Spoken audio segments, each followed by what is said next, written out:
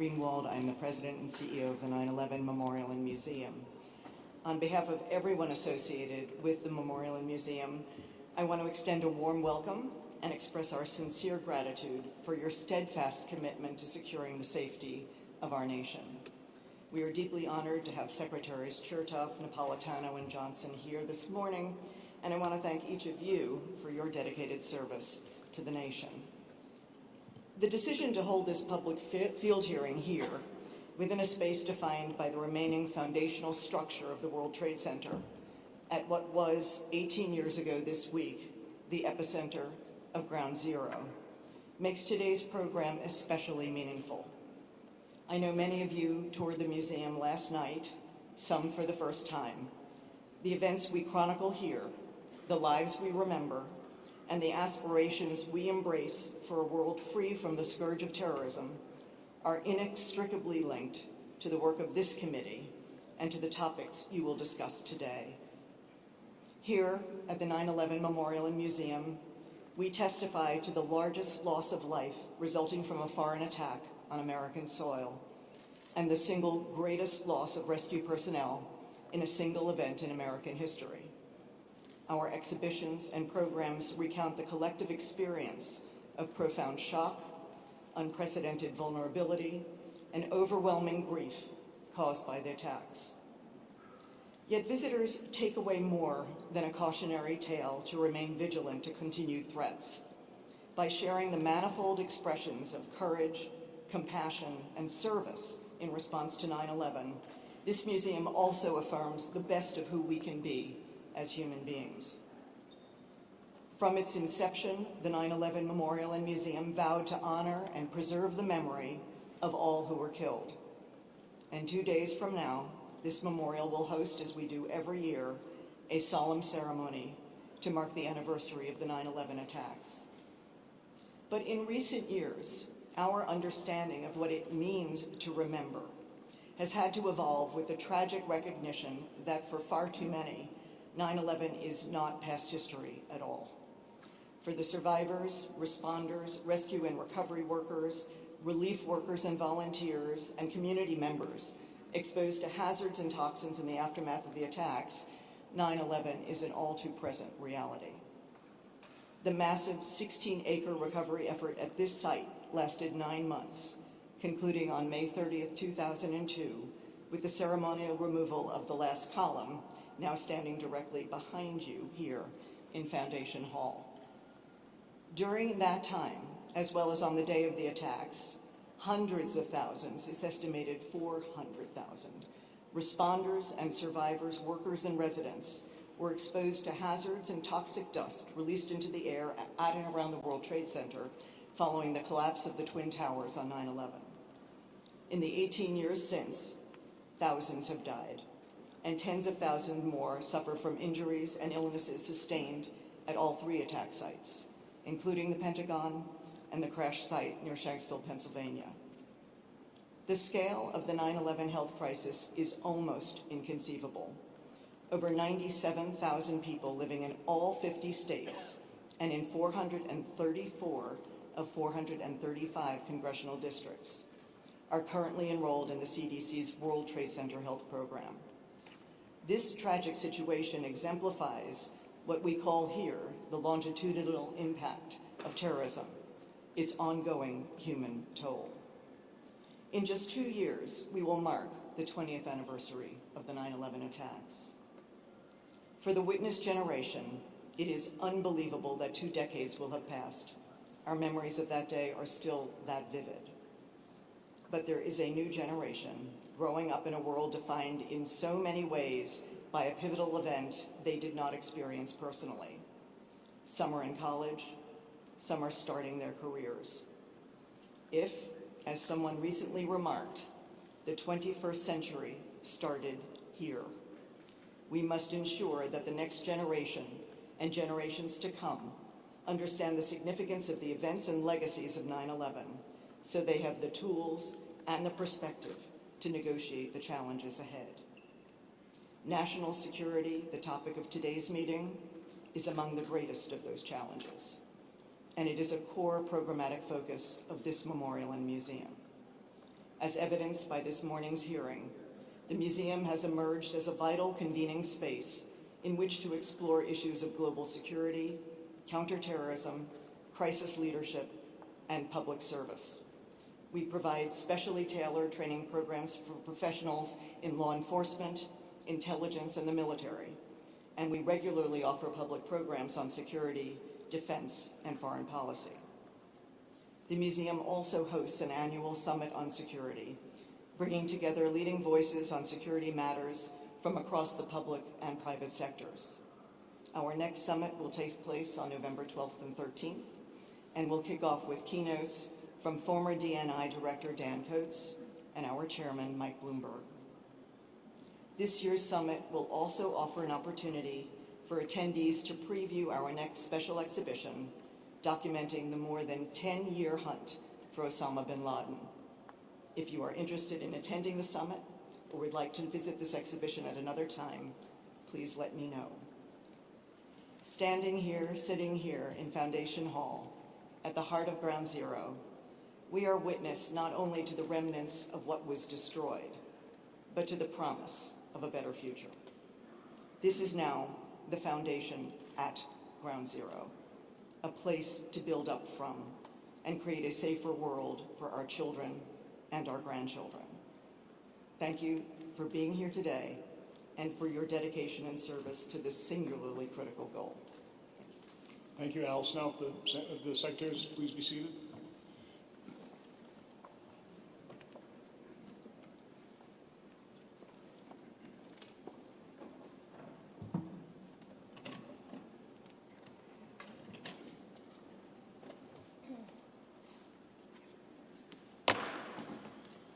This hearing of the Senate Committee on Homeland Security and Governmental Affairs will come to order. I would like to start with a brief moment of silence to honor the memory of all those who lost their lives on that terrible day and the first responders who continue to lose their lives to diseases they contracted in untold acts of heroism.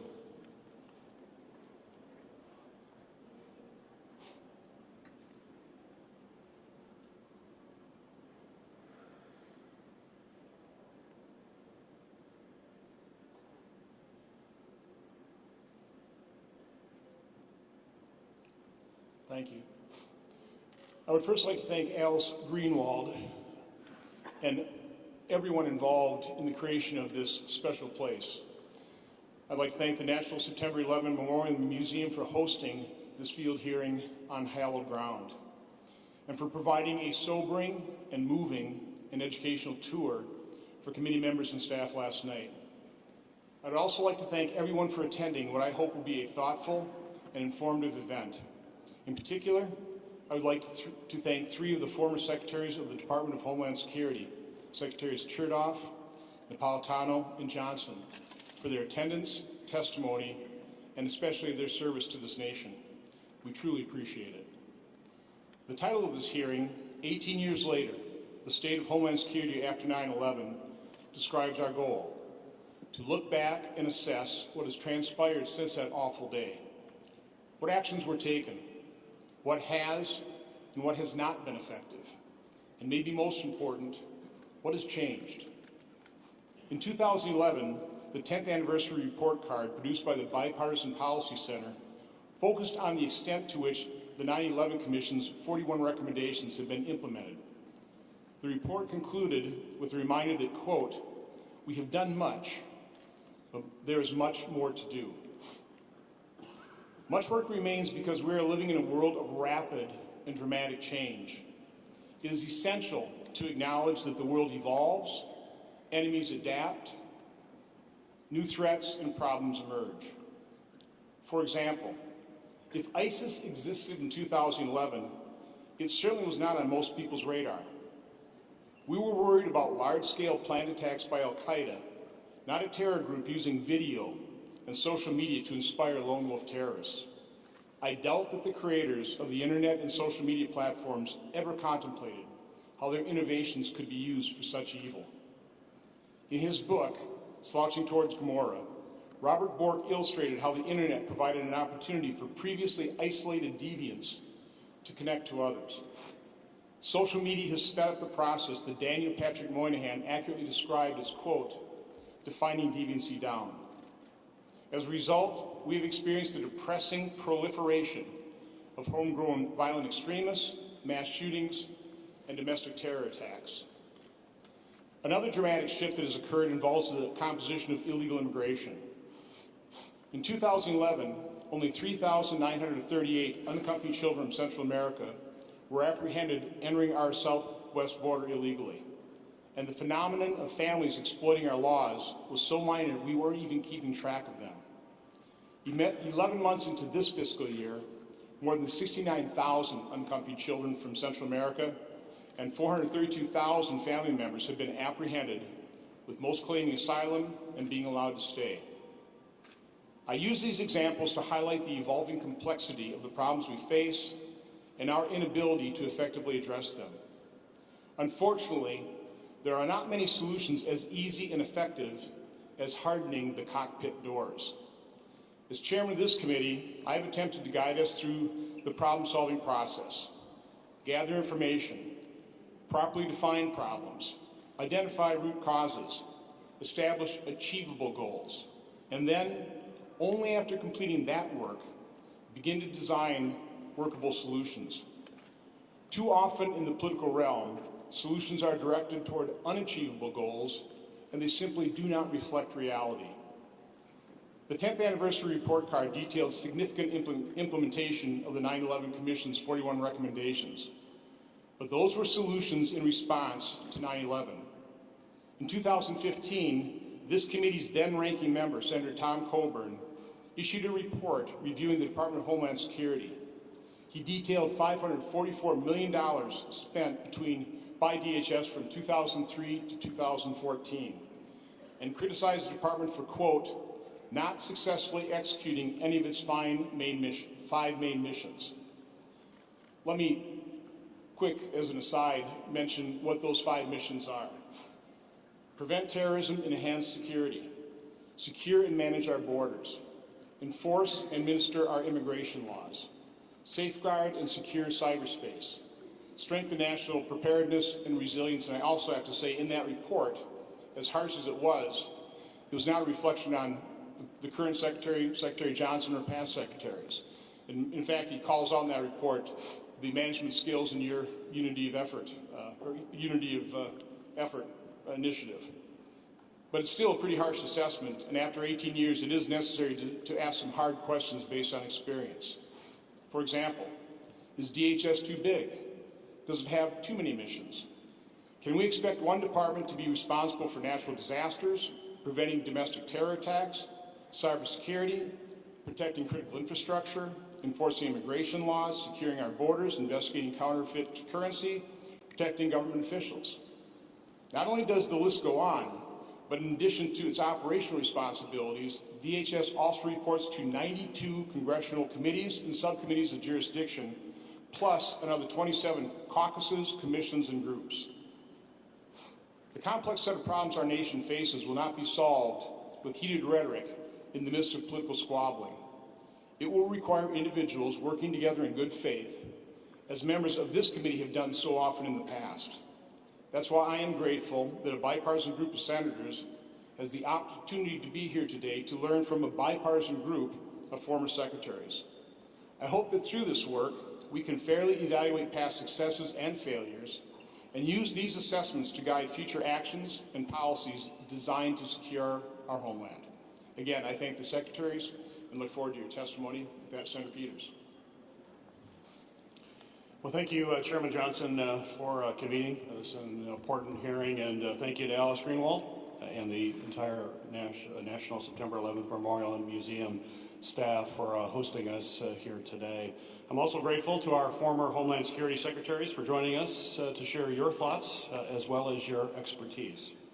This hallowed space is quiet and peaceful today.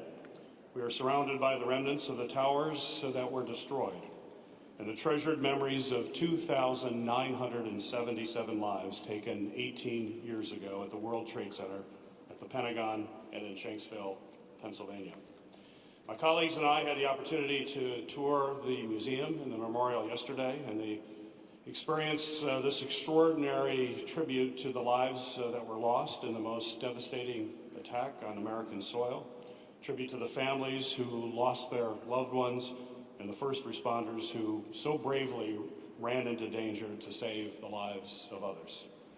Behind us is the last column, the final piece of steel that was removed from ground zero after the 9-month-long recovery effort had ended.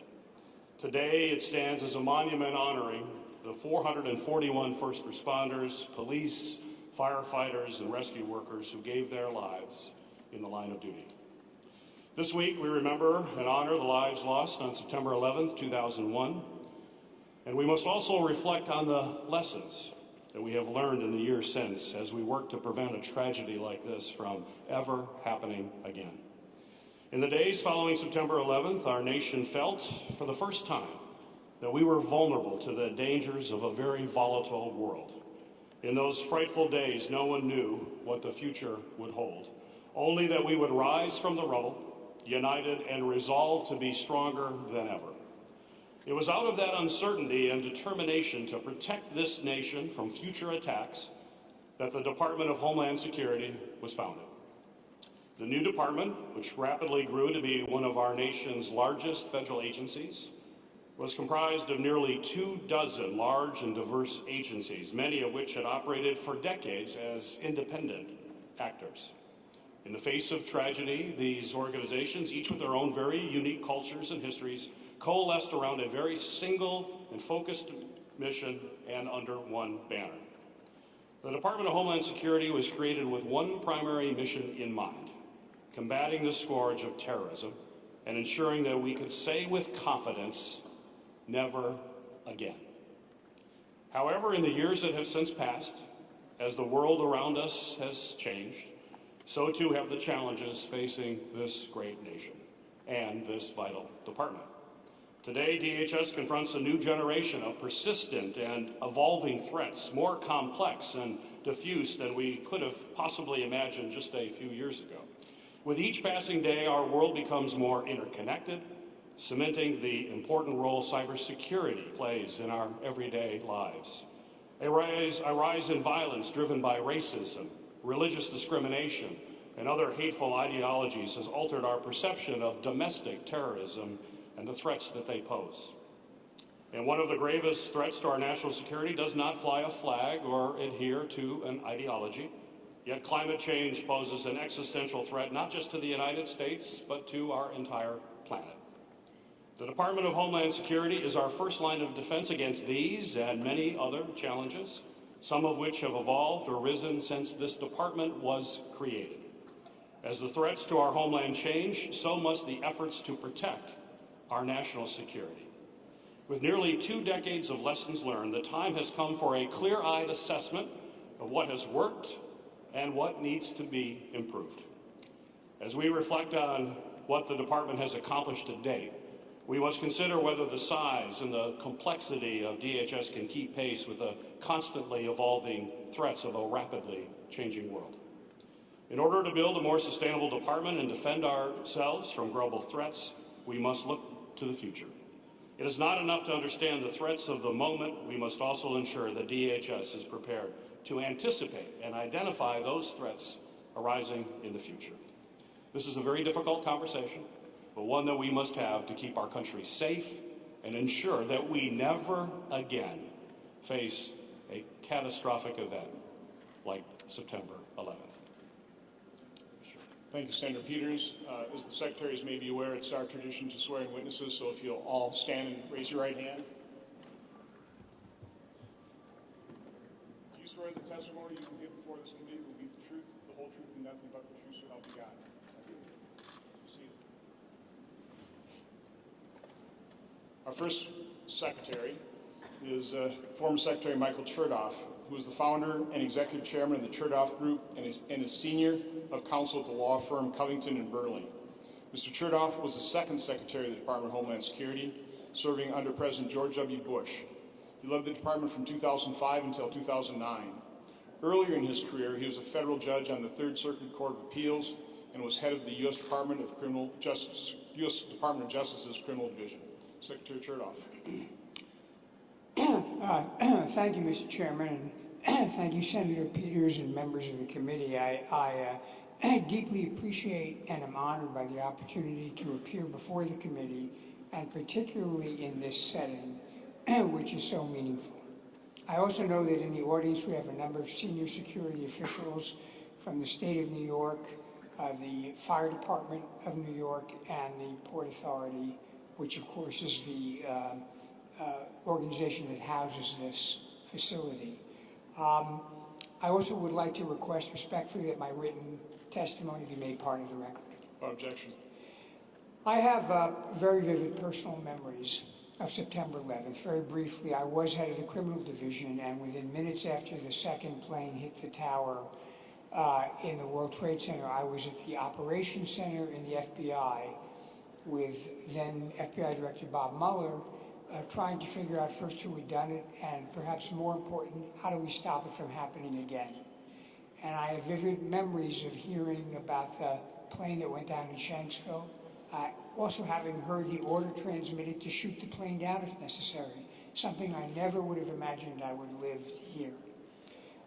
Within a matter of days after September 11th, I was here on the site with the Attorney General and the FBI Director touring the rubble, and you could still experience the smell and the visual sights of the destruction, which were almost unimaginable.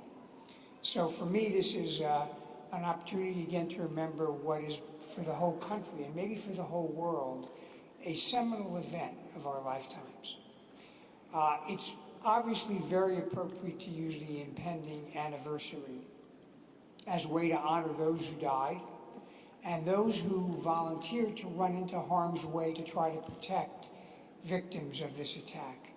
Firefighters, police, and then in the weeks and months and years afterwards, those who left the comfort of their homes to volunteer to join the armed forces to continue to protect us against an enemy that was based overseas. But I'm also mindful of what was said previously about the fact that we are coming up on 20 years, a generation of time that has passed since September 11th. And I think about the fact that there are now young folks in college for whom this is a history lesson, not a vivid memory. And so, of course, the question naturally arises, when the next generation comes on the scene, what will they be facing and what will they remember? And will they, God forbid, have another similar event to reflect upon? And I think that is very much, to my mind, the value and the importance of this hearing. What is the next generation going to face, and how do we adapt ourselves to what that might be? So I have basically three brief observations about this. One is, I regard the 9/11 event and some of the events we saw thereafter as what I call terrorism 1.0. That was bin Laden's vision of high-impact events with large mass casualties and very dramatic visual scenes of destruction and death. And I have to say the department and the whole United States government has been quite successful in making sure an attack of that scale has not been successful since September 11th. We came close a couple of times. Some of you will remember the August 2006 airline plot, which we frustrated, which would have blown up 12 airliners leaving Heathrow Airport coming to North America. But it's important that our success not lead us to complacency, because the enemies of this country still look to the possibility of a mass attack, whether it's explosions, chemical attacks, or biological attacks. And as we saw in the months after 9/11, if you give terrorist organizations a safe haven, they will begin to experiment with chemical weapons, biological weapons, and other kinds of weapons of catastrophe. And it's important that we deny them those safe havens. And I would say, in connection with that, as we look at ongoing discussions with respect to the future of Afghanistan, let's be sure we do not sacrifice our ability to strangle any plots to recreate the labs and the training centers before they get started again. I would also say, though, we've seen a morphing of terrorism to what I call 2.0 and 3.0. 2.0 being smaller scale attacks like we saw in Mumbai or in the Bataclan nightclub in France, which are coordinated and trained but don't have the scale of a 9/11. And then perhaps even more alarmingly is what I call 3.0, inspired attacks, where people are basically incited over the internet to go out and pick up car keys, guns, or make bombs using the materials in their mother's kitchen in order to kill people randomly, just in order to keep a marker that the terrorists are going to continue to attack. And here I have to say we have not only jihadi terrorists, which are still networked internationally with each other, but we're seeing other ideological terrorists also rising, what we sometimes call domestic terrorism, whether it's white supremacists or other kinds of ideological groups.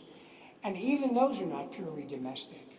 They are reaching across borders, using the internet to incite each other, to boast about the number of people that they've killed, and to continue to carry out these attacks.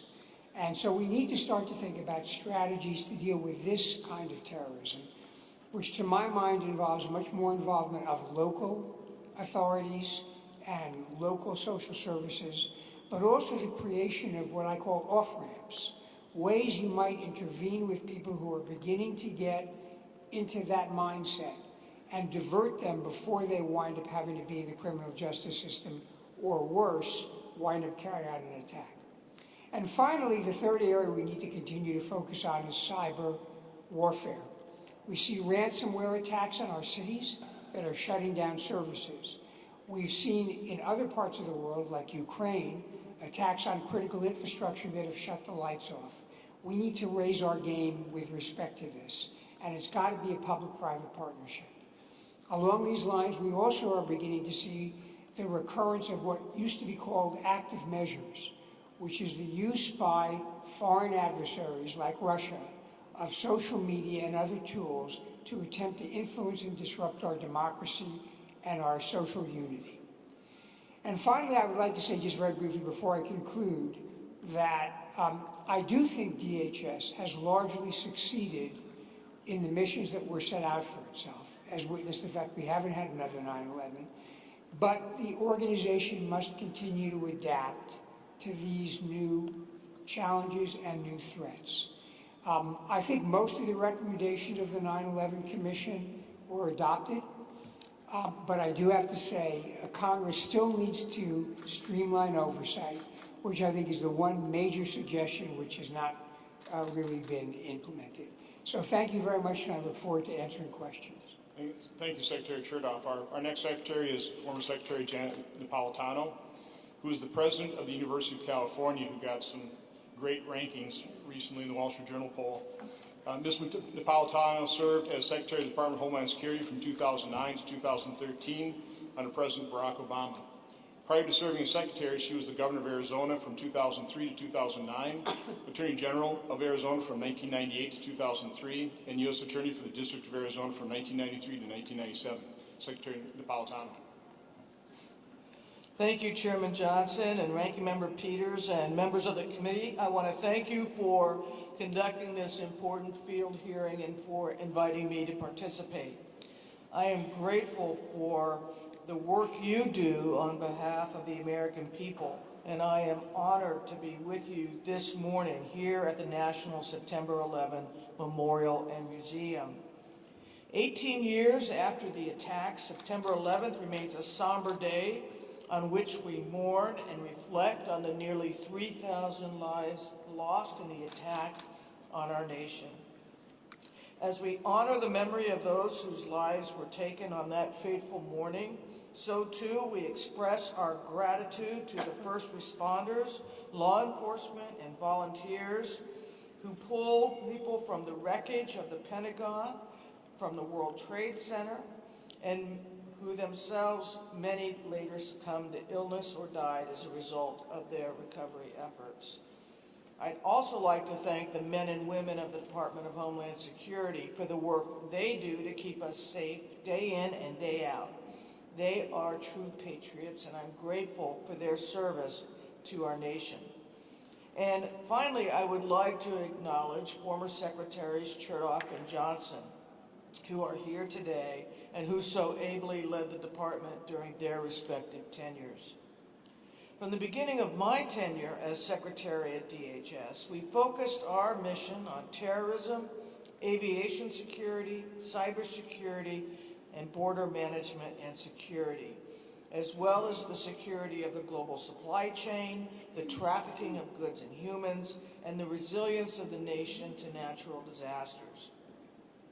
To meet these challenges, we relied on intelligence to develop and implement effective programs and operations while working to make travel, trade, and commerce more seamless for the public. We created TSA PreCheck and significantly expanded global entry, customs trade partnership against terrorism, and customs pre-clearance. We also transformed border security, immigration enforcement, and disaster preparation, response, and recovery. But as we all know, and as the former speakers have alluded, threats against our homeland are not static. They evolve, and we in the department must adapt with them. So today I would like to speak with you about 3 areas that I believe the country must focus on: cybersecurity, mass casualty shootings, and the effects of global warming or climate change. And I will address one issue that I believe is not a threat to the homeland, the United States border with Mexico. With the Cybersecurity and Infrastructure Security Agency, DHS has stepped up to its cyber capabilities, but we have much more to do in this area. Our nation's critical infrastructure, its utility grids, election systems, and our public and private networks all are vulnerable. Our adversaries and international criminal organizations have become more determined and more brazen in their efforts to attack us and to steal from us. We need a whole of government and a whole of public and private sector response to this threat, and it needs to happen now. We can outthink, out-innovate, and out-research those who seek to do us harm by, among other things, investing in our nation's research enterprise and leveraging such things as the tremendous capabilities and intellectual resources at the Department of Energy National Laboratories. The less technical threat of mass casualty shootings is no less consequential than those posed in the cyber arena. Many in our country have sadly grown all too accustomed to stories of yet another mass shooting. DHS's Office of Intelligence and Analysis was created to evaluate the nexus between threat and vulnerability. It needs to be aggressive in doing so with respect to gun violence and mass casualty shootings.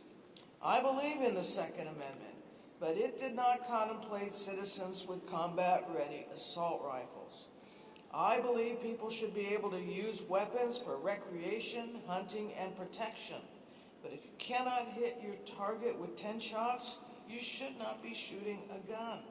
It is time for Congress to ban high-capacity magazines and assault weapons, and it is time to enact universal background checks. It's also time for Congress and DHS to recognize that climate change is a generational threat to the homeland that must be addressed in a meaningful way. The uptick in extreme weather events on land and on our shores clearly impacts the missions of FEMA and the U.S. Coast Guard. From rescue and reconnaissance to disaster preparation, response, and recovery, our changing climate requires DHS to approach those missions differently. Climate evolution also implicates our border and our immigration system, thereby directly affecting USCIS, CBP, and ICE. Extreme weather is destroying crop yields in Central and South America, devastating economies, and drying up jobs and gainful employment opportunities. With lost jobs and lost wages, the aperture toward radicalization widens, as does the draw of northward migration. There are many factors that lead to migration to the United States, but the downstream effects of climate change are certainly among them. If we as a nation fail to address climate change in a holistic and global way as a threat to the homeland, we will be ignoring one of the nation's and the world's greatest security risks. And finally, I would like to address a topic that I do not believe is a threat to the homeland, the U.S. border with Mexico.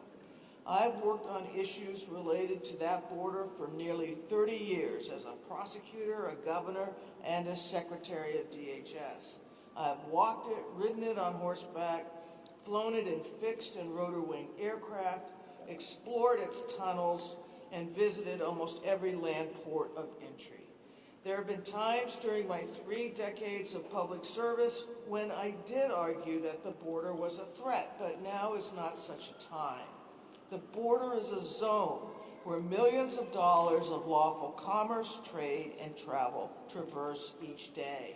It produces jobs for citizens living along it and throughout the United States. On its own, it is an economic engine. Proper border management requires a blend of physical infrastructure, manpower, and technology. What we do not need and what doesn't make sense is a wall from one end of the border to the other. As governor of Arizona, I once proclaimed, "Show me a 10-foot wall and I will show you an 11-foot ladder." That was more than a decade ago, and it is still true today. The debate about a costly and needless border wall should come to an end. It distracts from the overall mission of DHS. It is a red herring. I urge this committee to consider putting an end to discussions on a border wall and to return your worthy attention to more immediate challenges of securing our homeland. I'm grateful for the opportunity to appear before you today, and like Secretary Chertoff and Secretary Johnson, I look forward to your questions. Thank you. Thank you, Secretary Napolitano. I would ask you to turn off your microphone. Only 3 of these can be operating at one point in time. Our third secretary is former Secretary Jay Johnson, who is a partner with the New York City-based law firm of Paul, Weiss, Rifkin, Wharton, and Garrison. Mr. Johnson served as Secretary of the Department of Homeland Security from 2013 through 2017 under President Barack Obama. Prior to serving as Secretary, he was General Counsel for the Department of Defense from 2009 to 2012 and the Department of the Air Force from 1998 to 2001, and an Assistant United States Attorney for the Southern District of New York from 1989 to 1991. Secretary Johnson. Chairman Johnson, Ranking Member Peters, members of this committee, good morning. Welcome to New York City, my hometown. Accompanied by my predecessors, Mike Chertoff and Janet Napolitano, I welcome the opportunity to testify at this field hearing in Lower Manhattan. In conjunction with the 18th anniversary of the 9/11 terrorist attacks, Senators Johnson and Carper will recall that on the 14th anniversary of 9/11, they accompanied me to the annual observance in Shanksville, Pennsylvania. Like millions of others, 9/11 is painful and significant to me. I am a New Yorker. I was in New York City on 9/11, and I personally witnessed the collapse of the 2 towers. 9/11 also happens to be my birthday. Out of that day 18 years ago came my personal commitment to national security. In the years that followed, as the chairman noted, I served as General Counsel of the Department of Defense and as your Secretary of Homeland Security for 3 years. 3 years ago, on the 15th anniversary of 9/11, I presided at the ceremony to welcome the federal government back to One World Trade Center. My DHS office in New York City sat on the 50th floor of that building. As a point of personal privilege, I'd like to acknowledge someone here who is probably one of the 5 best friends I have in the world, Roger Purina, retired New York City police detective. I've known him for 30 years. We worked drug cases together when I was a prosecutor and he was a cop. He was one of those who ran into harm's way 18 years ago on 9/11, and for his actions was awarded the Medal of Valor by the mayor of the city of New York. Any assessment of today's Homeland Security must include an assessment of today's Department of Homeland Security. I confess that I view today's DHS with despair and dismay.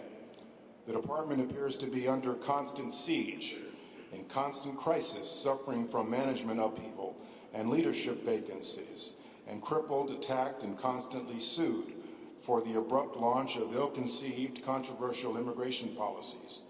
More so than ever before, DHS is now villainized and politically radioactive. There are public calls for a boycott of private businesses that contract with DHS, while certain elected officials call for the outright elimination of certain components of DHS, if not DHS in its entirety. In the current environment, it is easy to forget that DHS is responsible for the vital missions of protecting the American people and their homeland from the land, sea, air, and in cyberspace. The Coast Guard performs vital maritime safety, national security, law enforcement, and counter-drug functions. The Secret Service protects the President and others. TSA provides aviation security to over 2 million people per day. FEMA is the nation's disaster response agency. The NCIC is the U.S. government's primary information exchange hub for the nation's cybersecurity. These are matters in which politics should play little, if any, role, and around which there should be bipartisan consensus and support. Yet the department and its leadership appear to be overwhelmed by the politically contentious and emotional immigration mission and the crises that have existed on the southern border, to the exclusion, I fear, of all these other important Homeland Security missions. For the nation's cabinet-level department charged with protecting the American homeland and its people, it shouldn't have to be this way. I know every member of this committee agrees with that. Mr. Chairman, I'm very appreciative that you and the members of this committee have held this hearing here in this hallowed place in this bipartisan spirit, and I look forward to your questions. Thanks, Secretary Johnson. Normally I defer my questioning, but in my opening statement, I asked a basic question. We had what I consider a pretty lively discussion last night in regard to it, so I'll just throw it open to all three secretaries because you kind of alluded to it as well. When you have a crisis, whether it's 3 hurricanes and wildfires, when you have, as I described, the flow of children, but primarily people as family members, reaching hundreds of thousands in a year, how can an individual, you all serve as secretaries, how can you handle it when you're overwhelmed in one area and you have this department that has so many other different missions? So I'll just throw open the question. We'll start with Secretary Chertoff and then just go right down the line. Is DHS too big? Does it have too many missions? Should we reevaluate how it's structured? So let me say this, Mr. Chairman. I appreciate the question. Let me begin by saying, first of all, fortunately, the Secretary doesn't have to do everything himself or herself. And I have to say one of the strengths of the department has been the professionalism of the career people who work in all of the agencies. And that was something which I was able to rely upon during a very tumultuous 4-year period. I would say that you could tweak little elements of the department, but honestly, I think, particularly as it's been matured by my 2 successors here and subsequently, I think the ability to have a unity of effort where you bring the resources and skills relating to prevention of terrorism, to reducing vulnerabilities, and to response and resilience, I think that that's much more of a positive than a negative. There were debates at various points in time about whether you should treat cyber as a separate agency. I will tell you from my experience, not only in government but in the private sector, often the attacks that we view as cyber attacks come along with a physical attack as well. And the ability to protect your infrastructure requires you have a holistic view, what we call convergence, rather than a fragmented view. So I would argue that the key here is to continue to build and mature the unity of effort and to, again, maintain a tradition, which I think we've had through a number of administrations, of having the non-political, professional operators carrying out the important mission of protecting the country and building resilience. Secretary Napolitano. Yeah, I agree with Secretary Chertoff. I would note that when the Department of Defense was created in the wake of World War II, most analysts say that it took over 40 years for the Department of Defense to really become integrated. And the Department of Homeland Security is much younger than that and has many more missions. So, but it is maturing. It is coming together. And the effort spent tweaking, moving one box here, one box there, I think would not be worth the effort. I would suggest respectfully that one area that could really help the department would be to streamline congressional oversight. And I know that's delicate. It requires committees to give up some jurisdiction, but the Committee on Homeland Security has a tradition of being and operating in a fairly bipartisan way and being a very good overseer of the department, and it needs to push some of those other committees out of the way. Well, thank you. As you know from our discussion last night, you're preaching the choir here. This committee actually passed a bill to begin that process, establish a commission. I'm completely sympathetic with that. Again, your voices, I think, would be important to hopefully get that accomplished. Secretary Johnson. So I have the most recent experience here. My answer is, in one sense, it's too large, and in one sense, it's not large enough. Prior to DHS, I came from being the general counsel for the entire Department of Defense, which is larger than DHS by multiples. The Department of the Air Force or the Department of the Navy, in and of themselves, are larger than DHS.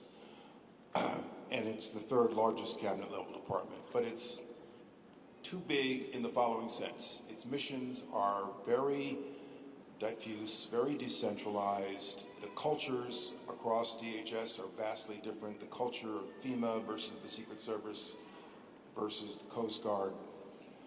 And the command and control structure of DHS lacks the maturity of a DoD. So one Christmas, I set out to send an email to every person in DHS who was a direct report to me. And I just kept going and going, thinking of people who report directly to me. So by noon, I had to stop. There were so many people that I felt like I had to write to.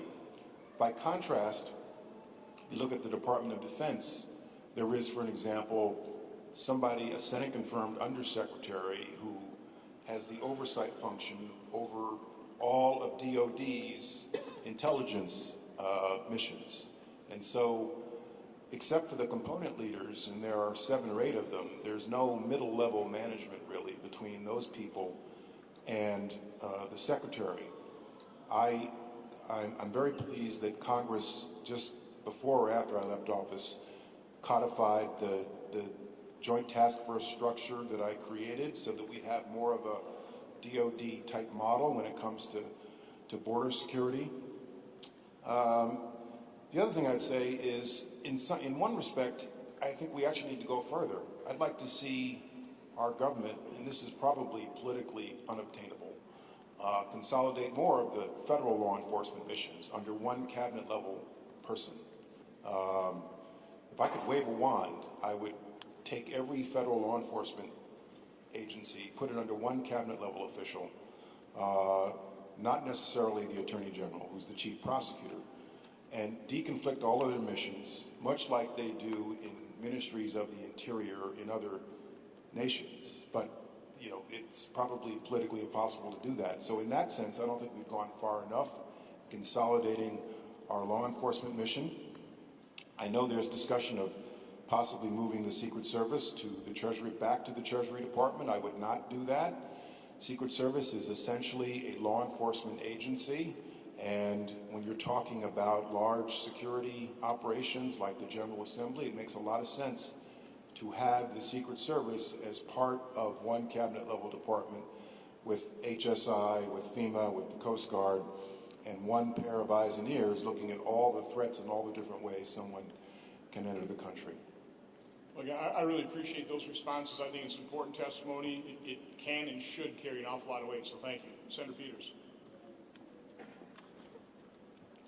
Thank you, Mr. Chairman. Well, while the department was established in 2002 in response to an attack planned and directed by foreign terrorist organization, since then we know that the country and the threat landscape has evolved dramatically. In recent years, domestic terrorists have killed more people in our country than international terrorists. And most of the FBI's domestic terrorism investigations involve white supremacist violence. Secretary Napolitano, during your tenure, you were there probably at a turning point when we saw the threat landscape change and the current wave of white supremacist violence. I'd be curious as to your assessment as to how you address that, what more you think we need to do, were there impediments, and certainly would like to hear from the other secretaries as well as to how we deal with this significant threat we're facing now. Yes, so one of the manifestations of this threat is the radicalization of lone actors through the internet. Through social media. And we don't really have a good understanding about what causes somebody to read something online, etc., all the way up to going out and purchasing a combat-ready weapon and taking it out on their fellow citizens. So, to me, we need to do much more in the sense of understanding the motivations behind these violent actors. We need to involve more local law enforcement and social service providers in trying to find, as Secretary Chertoff said, off-ramps for these individuals. And we clearly need to prioritize these kind of domestic terrorist events in the sense of the threats facing the country. Secretary Chertoff. I agree with that. I think, first of all, we need to recognize that in many ways, what I call terrorism 3.0, which are the inspired jihadi terrorists that we've seen in various things, for example, in California, are very similar to the white supremacist terrorists who are inspired to carry out shootings in synagogues. There seems to be a capability of networks of people who are very ideological to find like-minded people who are beginning to move in that direction and to incite them to carry out acts of violence. And as Secretary Napolitano said, we need to understand that. We also need to recognize this is a global challenge. It's not just a domestic challenge. When you look at some of the shootings we've seen recently, we've seen references to Breivik, the Norwegian white supremacist, or the Christchurch shooter, where they essentially look for an endorsement along that line from the network around the world. So this, to me, is not just an American issue, but it's an issue we have to deal with involving our partners overseas as well. Secretary Johnson. My first, second, and third answers are gun safety, gun safety, gun safety. Beyond that, continued good law enforcement, initiatives to counter violent extremism at the federal and local level, grants from the national level to state and local law enforcement, which include active shooter training exercises, support for active shooter training exercises, which I think are very important, and public vigilance, public awareness, various if you see something, say something campaigns. DHS is partnering with a number of cities, a number of professional sports teams. Public awareness, public vigilance does make a difference. Secretary Johnson, you mentioned gun safety, gun safety, gun safety. There are a number of actions that we could take, but one that may be before the Congress this week is to expand background checks. Would you support that? Do you think it's necessary? I'd like to hear from the other two as well. I support anything consistent with the Second Amendment that has bipartisan support. that makes it more difficult for a deranged, violent person to get his hands on a gun, specifically an assault weapon? Secretary Napolitano. I think that the universal background checks is a good step towards greater security for the country, but it is a first step. Secretary Chertoff. I agree. We ought to have universal background checks, and I guess in a similar vein, so-called red flag laws, where when someone winds up behaving in a way that suggests that there may be a menace, that we actually remove their access to any firearms they have. There are some other things we could do as well, as I think Secretary Napolitano said. I'm not sure why you need to be selling magazines with 100 rounds. If you can't hit the bird with the first 10, you probably shouldn't be hunting. Thank you. Secretary Johnson and I, just over a week ago, sent a letter to DHS with our Homeland Security Committee colleagues regarding allegations that this administration has quietly dismantled or cut back on multiple programs that were created after September 11th, attacks to detect and prevent terrorism, specifically programs operated by the department's Countering Weapons of Mass Destruction office. So my question is, I'd like to have each of you give a brief opinion on your assessment of the nation's current readiness to prevent a chemical, biological, or radiological or nuclear attack. We'll start with you, Secretary Johnson. I haven't been privy to intelligence or non-public information, obviously, for the last 2.5 years on this. My sense is that it's a threat that we have and we should continue to monitor among a range of threats, but it's obviously not the only threat. I dealt on a daily basis with the threats of some of the things that Mike referred to in terms of smaller scale terrorist-inspired attacks, but it's this type of threat that you described, Senator, is something we need to continue to be vigilant about.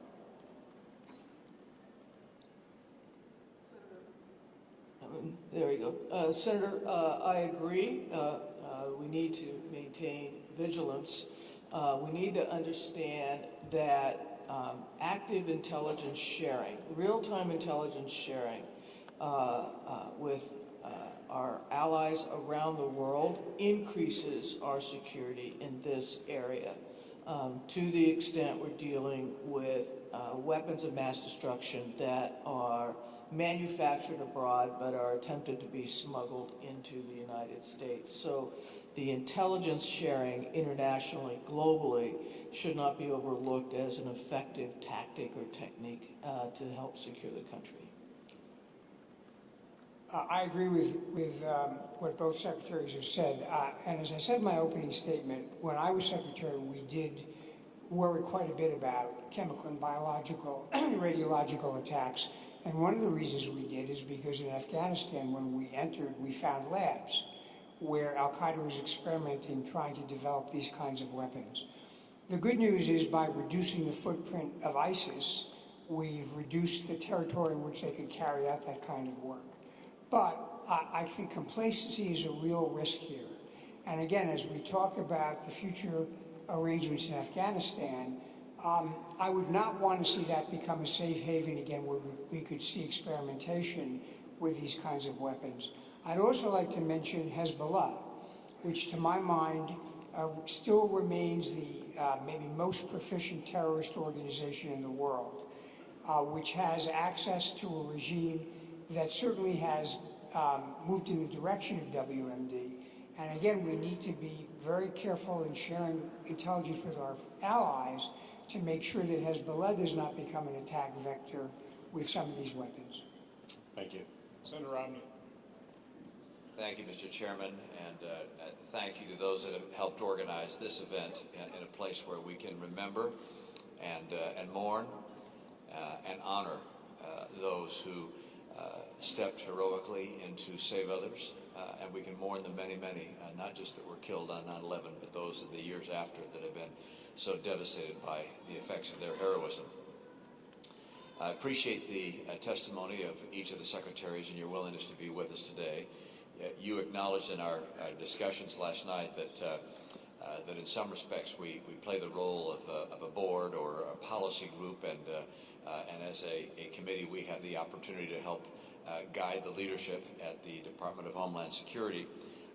The area of cyber and cyber threats has been mentioned by each one of you as being a major area of concern, and I'd like just to dwell for a moment on that. Secretary Napolitano, you indicated that perhaps more funding to Department of Energy laboratories to help develop new technologies there would be helpful. You also referenced public-private partnerships, and there's no question that the private sector is racing to try and find technologies that they can sell, make money on to protect various entities from cyber attack. Secretary Johnson, you indicated in your written testimony that that deterring actors from attacking us, cyber actors, is also something we should pursue. And perhaps we'll begin with you then, Secretary Johnson, and have each of you respond to what we might do to up our capabilities in deterring cyber attacks. Specifically, I'm thinking with regards to your testimony, how can we deter those entities that attack us? China, Russia, North Korea, Iran, they continue to launch hundreds, thousands of attacks on technical databases, government databases, corporations, and so forth. Is there some way we can do a better job of deterring that? And then for all of you, how do we up our game in cyber beyond where we are today? I think it's a basic equation.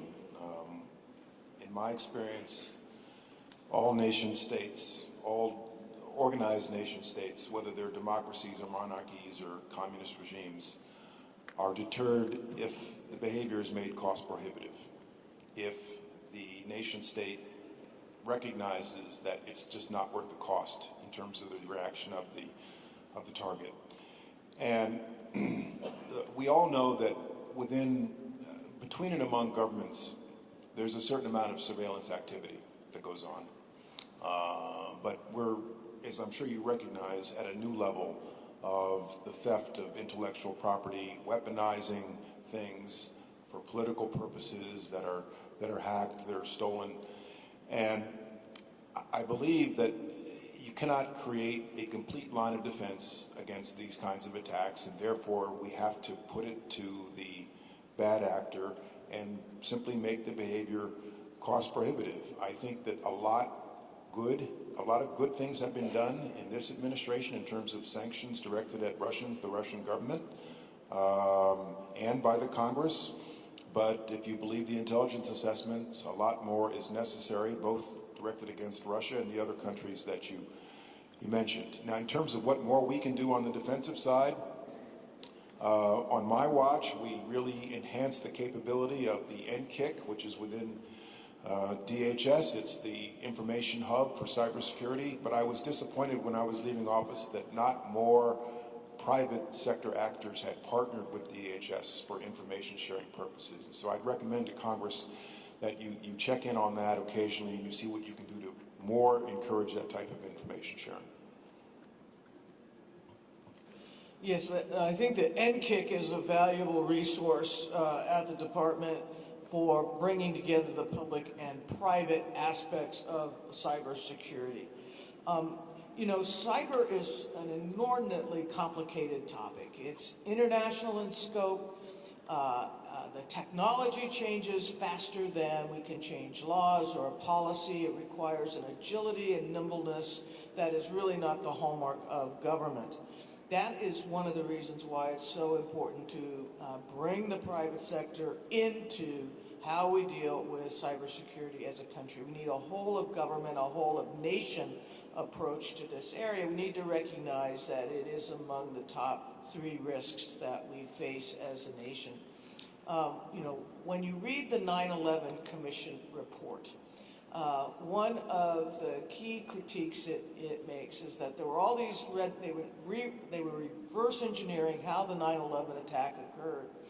And the report points out all these red flags that had arisen, and they said that a key critique is that our government leaders suffered from a failure of imagination. In the cyber arena, we have all these red flags now. We should not entertain such a failure of imagination. And perhaps it is time for the country to have a 9/11 commission for cyber before we have, for example, massive ransomware attacks simultaneously conducted around the country, or where we suffer once again a direct attack on our democracy as we saw in the 2016 election. So let me just add this. I mean, the challenge here is that much of the infrastructure is in private hands. And even when it's in government hands, it's often distributed in local governments. And sometimes even the basics don't get done. And that's a challenge because you're really trying to herd the cats in a particular direction. I'd say there are three things, though, that I might pay some additional attention to. One is I do think that the department has made a good step forward in standing up CISA from what used to be the NPPD and becoming more operationally involved in working with the private sector on upping their game. One of the things that would help would be to give private sector actors more access to classified information. Right now, it's very hard to pass the suitability test, which is a requirement that you have a need to know classified information. It's nothing to do with whether you're a reliable person. It's just whether you have a need to know. If you're a contractor, that's an easy thing to satisfy.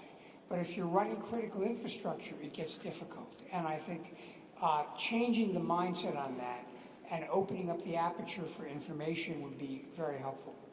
Second, I do agree we need sometimes, particularly with nation states, to be able to impose a cost. But we have to be candid. The structure in terms of how we escalate is still very undefined. And what we don't want to do is accidentally trigger a war because we overreact to something. So I think there needs to be some serious thought and perhaps some hearings on the question of what is the appropriate scale of escalation in response to certain attacks. And finally, I think we need to look at our what I would call industrial policy as it relates to very sensitive technology. And Mike McConnell, the former DNI, and I did a piece on this a few weeks ago. We don't have a policy to encourage U.S. or allied businesses to invest in critical technologies that we need to control in order to make sure the Chinese don't own us and eat our lunch. And you're seeing this play out with 5G right now, where Huawei, with Chinese government subsidies, is pushing out to have the equipment that forms the backbone of 5G around the world. We go to our allies, we say, don't do this. And I've done this myself, and a lot of times what we hear back is, well, the problem is you can't beat something with nothing. What do you have that's better and cheaper? And part of the problem is we haven't facilitated a market in that kind of technology. We do it in the defense business with a defense industrial base. I would argue we need to now have a policy like that with what I would call the tech national security base. And that, I think, would be well worth looking at. Senator Carper.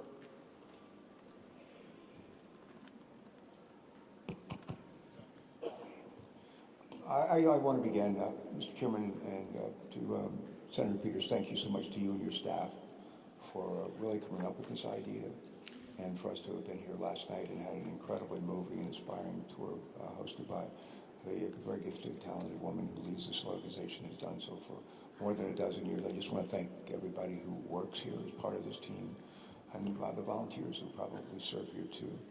It's important that we never forget what happened here all those years ago, and that we not just look back, but we use our memories of that tragic day, but we also look forward in ways we've been talking about here to today. We're fortunate to have three of our Homeland Security chairs, past chairs that are here, and I've had the privilege as a member of this committee to have worked with all of you, Secretary Chertoff, Napolitano, Johnson, my consider friends, and just wonderful public servants in many, many roles. Tom Ridge is not here. We're colleagues, freshman congressmen together in '82, elected and served, and had a chance to work in this venue as well. We've had also Secretary Kelly, John Kelly, we all know John Kelly, retired 4-star Marine General who served briefly, too briefly, I think, and succeeded by Kirsten Nielsen, and now with Kevin McAleven. You're all good people. I think exceptional people. And your leadership has been a blessing for not just the department, but for our country. I want to ask just a quick question about leadership and leadership churn. When Jay Johnson was Secretary of the Department, became Secretary of the Department, Tom Coburn and I met with him and said, we have all these holes. We looked at the leadership structure of the Department of Homeland Security, and from the deputy position, deputy secretary, the assistant secretaries, and on down the line, there were enormous holes. It looked a little like, I call it Swiss cheese. And we worked hard to do something about that. And I would just ask Secretary Johnson, would you reflect on that again in context of what's going on today within the Department of Homeland Security and the leadership? So that's kind of an unpleasant memory. There were a lot of vacancies when I stepped into the department in December 2013, and you and I and Tom Coburn spent a lot of time talking about that, and impressed upon me during my confirmation that we really needed to fill the vacancies. And so that was probably my top priority as soon as I took office. There were a number of Senate-confirmed vacancies at the time, and I think that we benefited from filling those vacancies in rapid fire. By, I think, 9 months, just about every job had been filled with a Senate-confirmed person. And there is virtue in having a Senate-confirmed presidential appointee in a lot of these component leadership positions. It's more job security, and when you go through that process, you recognize you're accountable to the president, but also to a degree you're accountable to the Congress. And when you're in a Senate-confirmed position, our actings are all terrific people, as you know, but when you're in a Senate-confirmed position and you've been confirmed by the Senate, you're in a position to provide the president with honest and candid advice sometimes that he doesn't want to hear. And I certainly got the benefit of that from our DHS leaders once they were in the job. And we had some terrific people, as you know. Craig Fugate is one of the first to come to mind, who worked for Janet also. And Craig Fugate needed almost no oversight from me. He was a national asset. He was first rate and really did a lot to restore FEMA to the position that it now holds and occupies. And so I believe then that, and I believe now, that filling the vacancies in this very important agency has got to be the #1 priority of the President and the Congress. Thanks so much. If you consider the threats to our homeland, we talked a little bit about terrorism, huge threat. We talked about cyber, also a huge threat. We talked about illegal immigration, and I agree with Secretary Napolitano. The movement of folks coming across our border from Honduras, Guatemala, and Salvador, that's the root cause. The chairman of this committee talks about it many times. That's the root cause. And we address too often the symptoms of the problems. We need to also address root causes that's causing these folks to come here. But whether the issue of the threat is terrorism, cyber, illegal immigration, or climate change, we can't do these by ourselves as a nation. It's got to be a team. And I always like to say there's no I in the word team. And would you just talk about the importance of relationships and cooperation with our friends and allies from around the world, Secretary Chertoff and Janet and Jay, please? Well, when I was in office, we had great relationships with our allies overseas, even when there was a little bit of political tension, and there sometimes was, for example, around the war in Iraq, when I would say the Bush administration was not necessarily popular with the person in the street in Europe. On an operational level, I had very close relations with my counterparts. We worked together, we exchanged information. I mentioned the August 2006 airline plot. Working with my counterpart, John Reed, and with a very small number of people in the U.S. read into this, we were able to coordinate and stop what would have been a devastating plot and do it in a way that was minimally disruptive. Likewise, even now, I travel around a lot and I meet senior officials from foreign governments, and they're hungry for American leadership and for American values. And so I think it's very important, particularly that the Congress emphasize our commitment to our allies and friends around the world. Thank you. Secretary Napolitano. Yes, Senator. I think the name Homeland Security, in a way, is a misnomer, because if you wait till a threat actually reaches our homeland, you may be too late. And it requires the department to have good alliances around the world for real-time intelligence and operations, port security, passenger screening, cargo screening, all the like that. That happens abroad. And so the department really needs to be able to look outward as well as inward to improve our overall level of safety and security. And it would be benefited if the country was seen as actively engaged and welcoming of these alliances as well. Thank you. Secretary Johnson, just briefly, please. I agree. Thank you so much. Appreciate that. Senator Scott.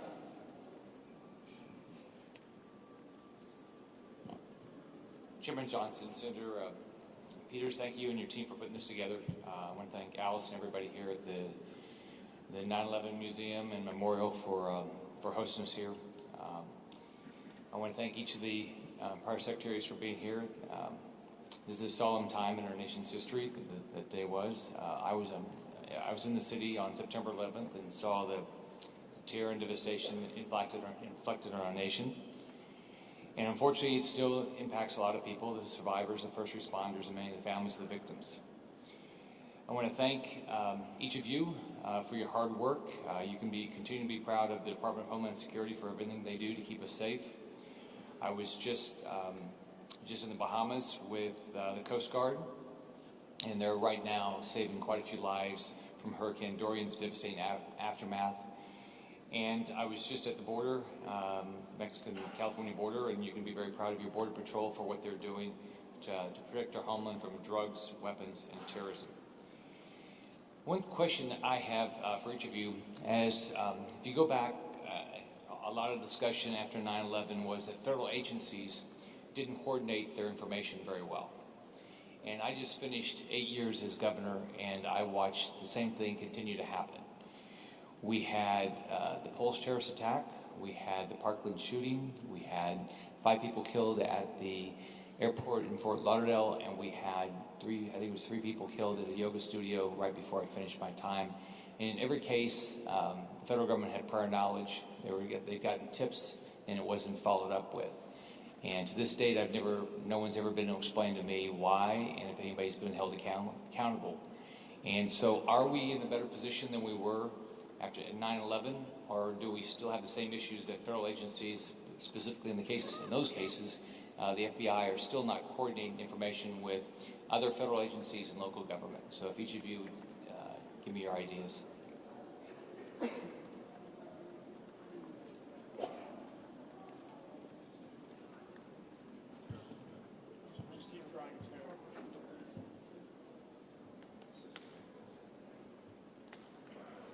I'll start. From my perspective, it's much better than it used to be. I think that our intelligence community, our law enforcement community, does a much better job of connecting the dots than it used to, though I'm sure that there is more we could do to get better at this. In my experience, I've been impressed with the level of information sharing. I think a lot depends upon the personalities at the top of each agency. If the personalities at the top have a good collegial relationship, that trickles down to the people who are sharing the information. Particularly in the intelligence community, I will say that originally I was not a fan of the creation of DNI. I thought it was an extra and unnecessary layer of bureaucracy in our intelligence community, but I saw how Jim Clapper really made it work.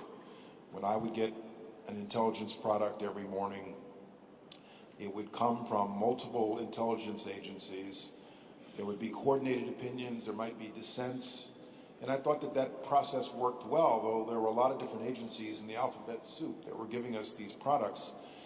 And I adopted the practice, if there was a dissent in an intelligence report, I would bring the analyst up to see me, the one who wrote it, the one who dissented, and we'd talk it over, and very often you'd realize there wasn't a whole lot of difference. But my overall impression is that we're doing a much better job than we certainly did on 9/11, but it depends a lot on the personalities at the top. I do think intelligence sharing is better. It's always a goal. It's never perfect. I agree with Secretary Johnson. It depends in part on leadership from the top. From a Homeland Security perspective, I think that one of the focuses should be effective intelligence sharing into the state and local law enforcement environment. And that surely is a work in progress. I would agree with that. And I think one of the challenges that we're facing is, as we're dealing with these inspired terrorists who are operating at the local level, it's often going to be the local authorities who get the first word. And just as we have an NCTC that's supposed to coordinate among federal agencies, I think the fusion centers, which DHS has stood up with state and locals, ought to perhaps have a broader mission, again, to look at the issue of domestic terrorists and not only the jihadi terrorists. What would each of you like the private sector to do that's not doing today to deal with Homeland Security? Let me begin. I'd like to see more investment and more coordination on cybersecurity. Most of the assets that can be attacked are in private hands. Some companies have done a very good job of stepping up, but a lot of them just hope someone's going to take care of the problem for them.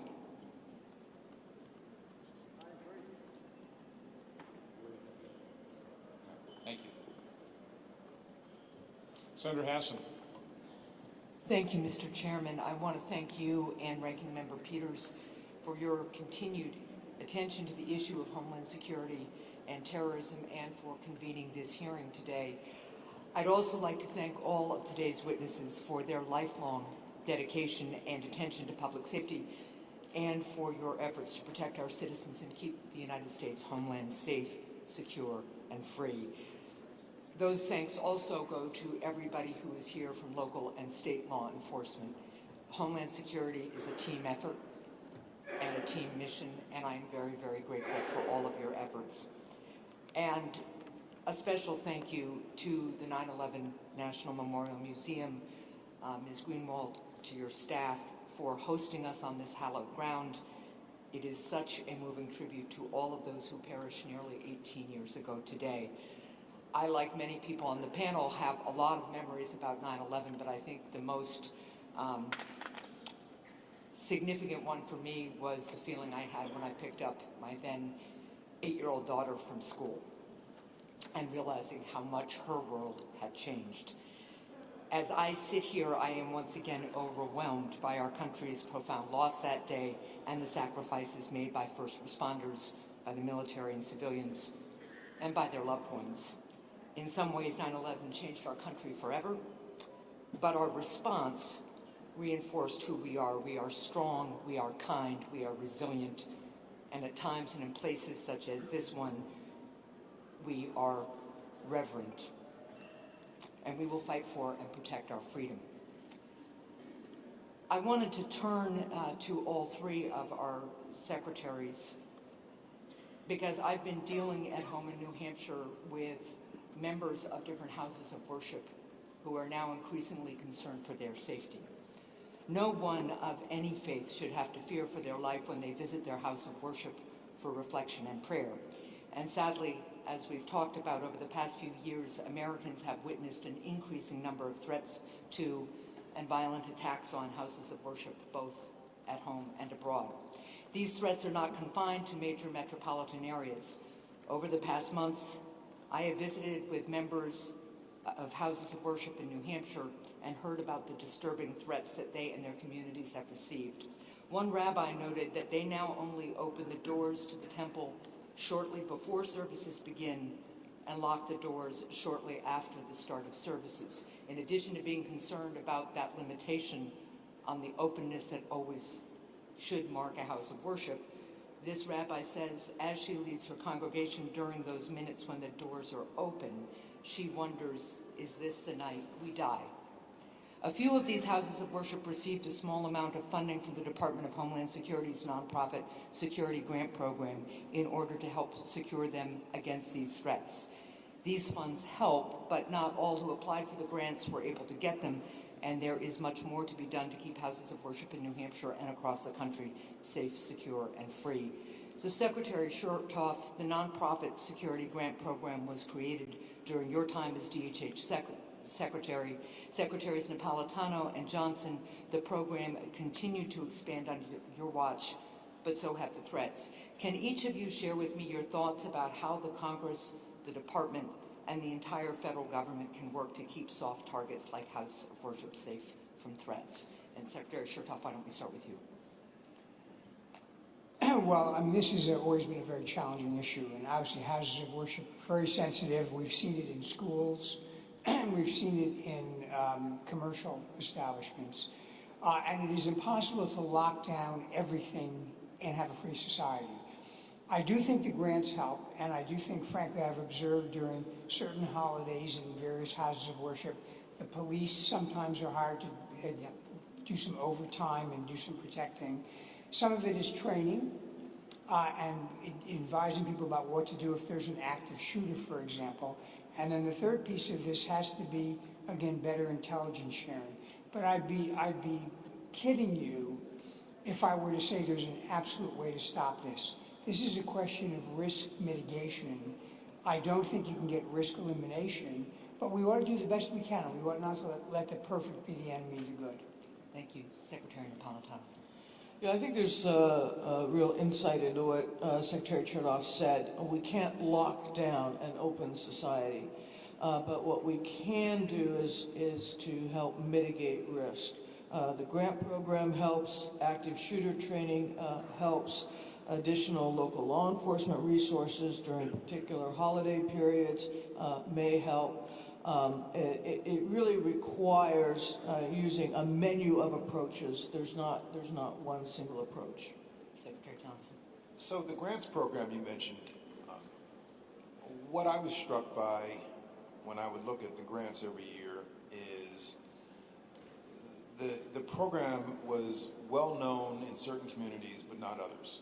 Right. And certain communities had figured out year after year how to apply, how to get the grants, but it was not well known enough across the full spectrum of organizations it was intended to help. And so I hope that we have moved in a direction where there's larger awareness over the last couple of years, and that's something I suspect Congress can help with in your respective states and districts.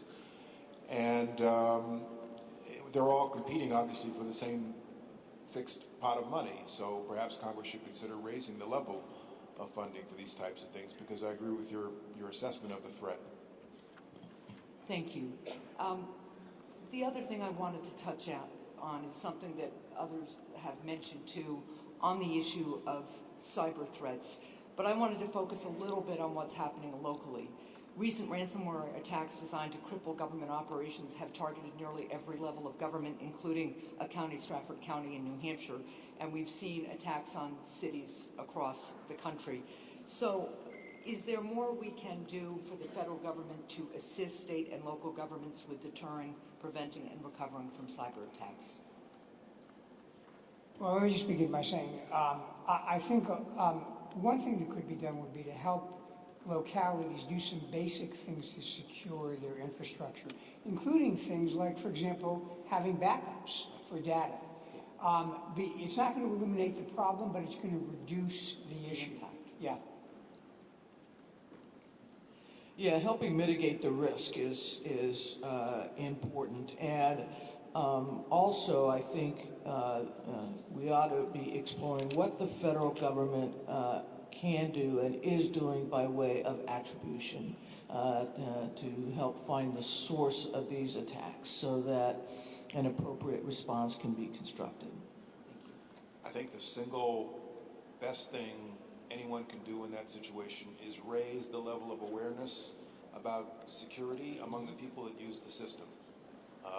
You'd be surprised the number of people who don't know how to respond to a suspicious email. And a lot of these attacks begin with an act of spear phishing.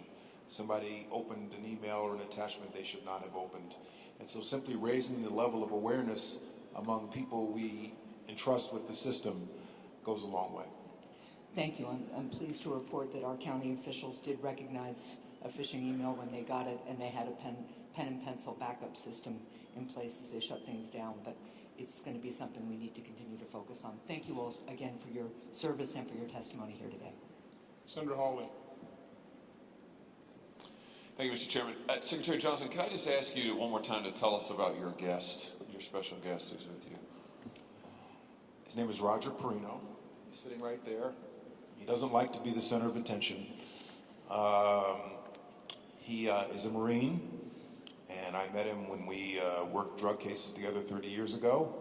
And on September 11th, 2001, he was a New York City police detective working in Midtown and saw what was happening, ran into harm's way, and frankly was almost one of the people we had a moment of silence for, and was the recipient of the Medal of Valor from the mayor. Went on, at my recommendation, to be appointed by Governor Cuomo to be Commissioner of Homeland Security for New York State. Thank you for that. And Detective Commissioner, I thought it would be appropriate we might just take a moment to honor you, because I notice as I look around here, I see men and women wearing the uniform of the United States. I see some of New York's finest here. I've got to talk with some of the families of the survivors. This building, this place is such a monument to the courage of folks like you who put on this uniform and who protect us every day and who run towards danger. And here you are, a living monument to that. So I don't want to miss this opportunity to say thank you for what you did, and to give everybody here a chance to say to you and to all of you here in this building who are wearing uniform, who are protecting us, who are serving us, thank you for protecting us. Thank you for representing the best of New York and the best of America. So thank you very much. Thank you.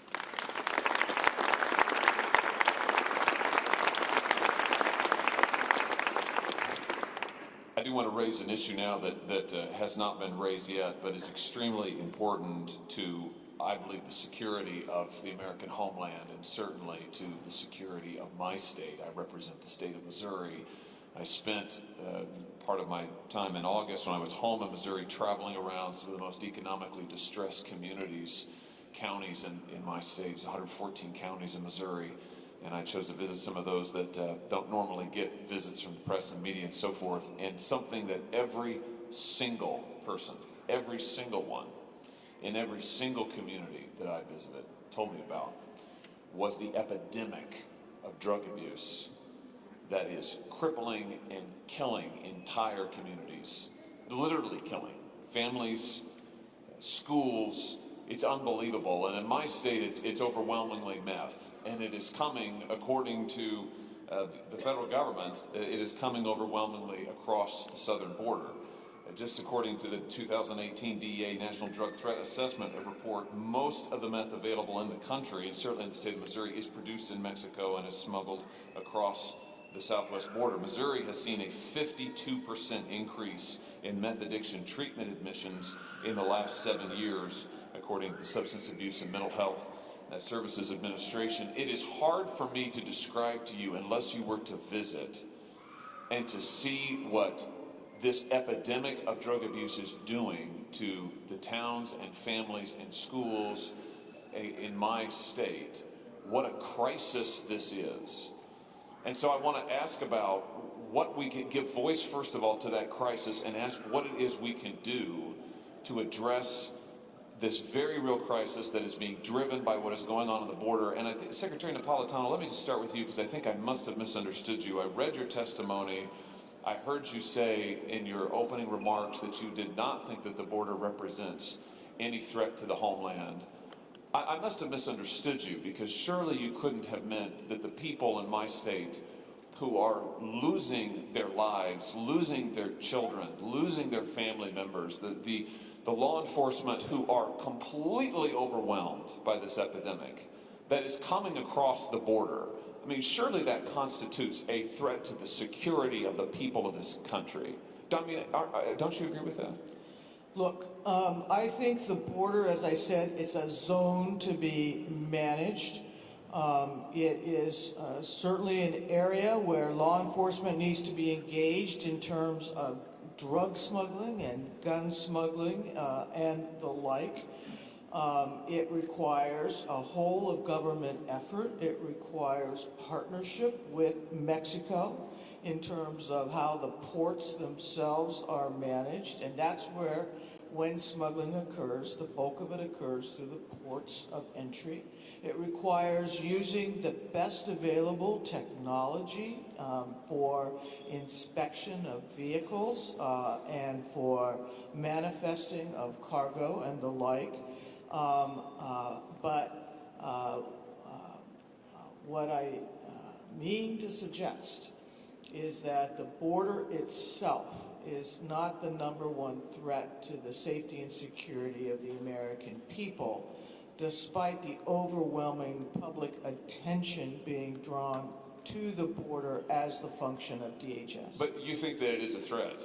You said in your testimony, both this morning and in your written testimony, you didn't think it was a threat at all. Not the #1 threat, but no threat. That it just isn't a threat to Homeland Security. I can't understand that. And what concerns me about it is, it seems to be increasingly the position of some members of your party who say it's also not a threat at all. And I don't understand how that can be the case, given the threat that my state and the people in my communities are facing. If we don't do something to stem the flow of illegal drugs across that border, I don't know what these folks are going to do. And I just don't understand when people say it's just not a threat. I think we need to look for areas of agreement. I think but is it a threat? We can all can we agree on that? We can all agree that we deserve a safe and secure border, that the border needs to be enforced. And you won't get any question about that from me.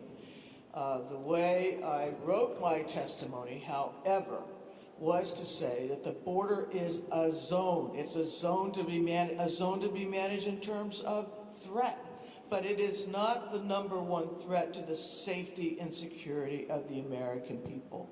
When you talk about drugs, right, and I understand the opioid epidemic and the meth epidemic. I was a local state prosecutor. I was a federal prosecutor. I understand this phenomenon very well. I reach out and sympathize, empathize with the people of Missouri and other states across this country who have experienced the devastation caused by this epidemic. I think what we need to be looking for is how do we prevent the importation of drugs? How do we deal with addiction as a disease as a country? That's really where the threat is, not in terms of overall border management, not in terms of a wall between the United States and Mexico. Thank you, Mr. Chairman. I see my time's expired. Thanks, Senator Hawley. We really do not have time for another round of questions, although I think this thing could go on literally for hours. But I would like to afford all three of you an opportunity to, if there's something that we didn't discuss, talk about it. And as we discussed last night, and I think it's pretty apparent here today, the fact that you're willing to offer your time, your counsel, your advice, first of all, this committee appreciates it, and we'd appreciate it in the future. I mean, that is a solid offer. I mean, I would love to have you work with us to move this country forward. But why don't we start in reverse order with Secretary Johnson. If you have a few closing comments, please make some. As a former public servant, I guess I would plead with all of you who are today in the United States Congress in positions of power. What I've observed happening over the last couple of years is we don't seem to have, except at levels that the public doesn't appreciate, we don't seem to have enough opportunities to reach across the aisle and achieve something that requires political risk and is politically hard. It wasn't that long ago that we came very close to comprehensive immigration reform. The Senate passed it by 68 votes. There was a lot of Democrats and a lot of Republicans on the recognition that immigration reform included both path to citizenship, DACA, take care of the dreamers, and border security, and smart border security. And people on both sides of the aisle were willing to coalesce around both those principles and a lot in between.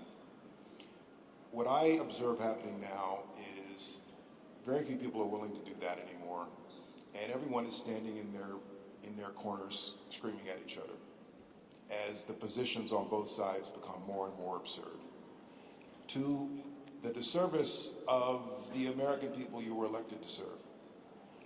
And that is reflective of a lot of other issues in my judgment. And so my plea as a private citizen is to tone down the rhetoric. I think this committee in particular is an excellent place to do that, because I do know that you try to operate in a bipartisan way. Please tone down the rhetoric in Washington to take care of the people's business. Thank you. Thank you, Secretary Johnson. Secretary Napolitano. You know, I think the greatest service this committee can give is to help provide a strategic oversight of the entire Homeland Security enterprise. What are the greatest risks facing the country? How are they best mitigated? What resources are necessary to make sure that we are as safe as we can be, albeit we will never be risk-free, and we live in an open society. But I think if this committee can occupy that overall kind of board of directors role, it would serve the department well. Secretary Chertoff. Well, Mr. Chairman, I'd be delighted to accept your invitation to continue to work with the committee on these issues. You know, it means a lot to have this hearing here, because I vividly remember in the days, hours and days and weeks after 9/11 how the country came together, and we recognized that this wasn't an attack on people of one party or one religion or one national origin, but on all Americans. And I remember being with Congress a few days afterwards in the House chamber, both the Senate and the House present, Republicans and Democrats, all unified in terms of their attitude to this. I had one of the privileges I had as secretary was to go to Camp Victory in Iraq and swear in new American citizens wearing the U.S. Army uniform. They came from all over the world, some of them actually from the region, all religions. They were legal, they had green cards, and they qualified for citizenship, and they stood in uniforms not far from where there was live fire, taking the oath of American citizenship. And to me, that's what America's about. It's what binds us together is not national origin or religion or ethnicity, but belief in a common set of values. And so I think it's important when we think about Homeland Security to recognize it begins with unity of effort, not just within the department, but within the country. And that ought to be requirement number one for everybody, to reemphasize and to underscore that we are a nation bound by common values and a common constitution. That is what makes us great. That is what motivated the people we have celebrated in this hall. And that is something we need to continue to cherish and uphold. Thank you. Senator Peters, do you have a few closing remarks? Well, again, thank you, Mr. Chairman, for holding this hearing, and your staff, who has done an outstanding job putting this all together. I also want to thank Alice Greenwald again, as well as your tremendous staff, as well as volunteers for this amazing place that allows us to pay honor to those who lost their lives here, and also to continue to educate us as to what happened here and why we must never forget and make sure that this never happens again. And I understand your job is going to become more difficult as as the next generation comes along who looks at this as history, not something as vivid as in the minds of as it is with all of us here today. But if we don't educate the next generation, that then leads to the potential of it happening again, and it must never happen again. So you are involved in a very important mission with you and your staff, so thank you, and thank you for having us here. And to the Secretaries for your testimony today, and I think all three of you in your wrap-up said it extremely well, and something that I take to heart as I work on this committee is to understand that the Department of Homeland Security has one of the toughest jobs you can possibly have in the federal government, because you have to do two things. First off, you have to keep us all safe. And to me, that's the number one job of the federal government, is to keep Americans safe from harm. And that's got to be first and foremost on the mission. But you also have to balance it with the things that all three of you mentioned, the values that have built this country, that we are a free society. What makes the United States so special is that we are an open and free society. And we have to endeavor to keep Americans safe while also protecting constitutional rights, to protect civil rights. That's a balancing job that is incredibly difficult to accomplish, and one that we're going to have to constantly work at to make sure that we can achieve that right balance. The other thing we must do for the Department of Homeland Security, while you're keeping us safe, you also have to make sure the economy is robust and moving forward. So I know the borders in Michigan, some of the busiest borders in North America, the folks there have to keep us safe while making sure that commerce is getting there on time, and our just-in-time deliveries for the auto companies are there right when they go on the assembly line. Any kind of delay ripples throughout the whole supply chain, so they are watching that very closely. But at the same time, you've got to keep us safe. So this is a very, very tough job, and I thank you for your service to the country. I thank you for your willingness to continue to work with us, because as we deal with a rapidly changing world and rapidly changing threats, it's always important to step back and remember where we came from, understand the lessons that we learned in the past, so that we can apply those lessons to the future. So thank you for your service. Thank you for being here. Thank you, Senator Peters. Again, I'd like to start by again thanking the secretaries. It's an overwhelming job. It's a responsibility each one of you assumed and every secretary assumes that's hard to contemplate. You'll just get blamed for failures. You don't get a whole lot of credit for success. So I truly appreciate your past service and, again, your willingness to consult this committee in the future. Again, I want to thank Alice Greenwald and everybody who's worked on this amazing and remarkable place. If you're an American watching this hearing, come here. You need to be reminded.